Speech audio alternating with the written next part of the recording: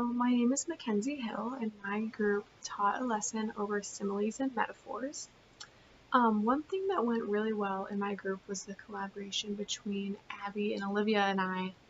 Um, Between the three of us, we each took a part of the project and worked on our own slides in the slideshow, and we all worked independently on our own slides, but also made sure that we were talking with one another to make sure that our slides flowed from one subject to the next very well.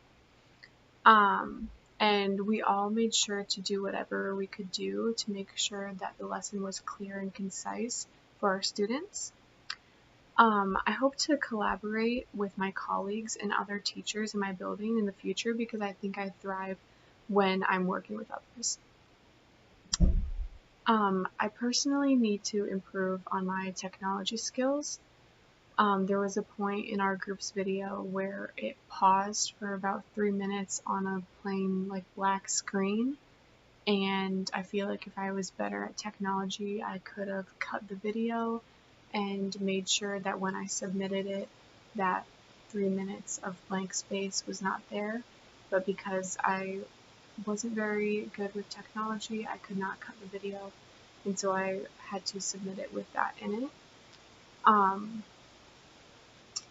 Another thing I need to work on is not procrastinating as much. Since we recorded the audio on my laptop, I was in charge of uploading the video to YouTube and then creating the subtitles for our video. I waited until the day it was due to start on this, and then I realized that the video didn't line up with the audio very well, and so I redid the audio by myself and started to panic a little bit because I realized I didn't have that much time to fix it. And then with the 3 minutes of black screen, I probably could have fixed it if I had more time. So now I know in the future to not procrastinate on these kinds of things because I need to make sure I have time to fix things if something goes wrong like this.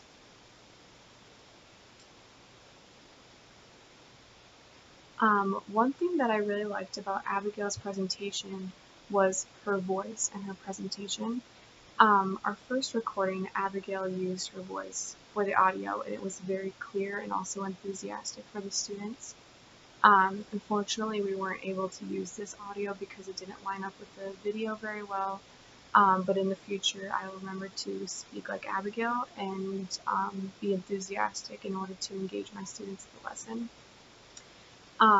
I also saw how Olivia was comfortable taking the leadership role in our project.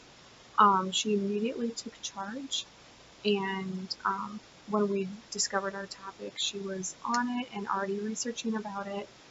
She was very comfortable with the research portion of similes and metaphors and planning the lesson. So I also really liked how she explained her slides and used examples for the students to understand the lesson better. I think that the virtual learning project is really important for the future of education. As a middle school and high school student, I always got upset if I didn't understand something on the take-home homework and didn't have the teacher to help me with it. I always had to go into class like an hour before school started so I could talk to my teacher about the problem that I had before class started. But with this way of learning, the students are able to learn the lesson at their own pace and also take notes over the lesson, and if they have any questions, they can come into class with those questions because the class time is the time where you can discuss and not be learning the lesson during class. I learned through this project how to create a virtual lesson plan and what all goes into it. I learned how to create audio over a PowerPoint lesson and save it as an MP3 and upload it then to YouTube. I also learned how to create subtitles for the students to read along with your lesson. Overall, I appreciated and benefited a lot from this lesson, and I now feel comfortable teaching through a flipped classroom style and in this mode of learning.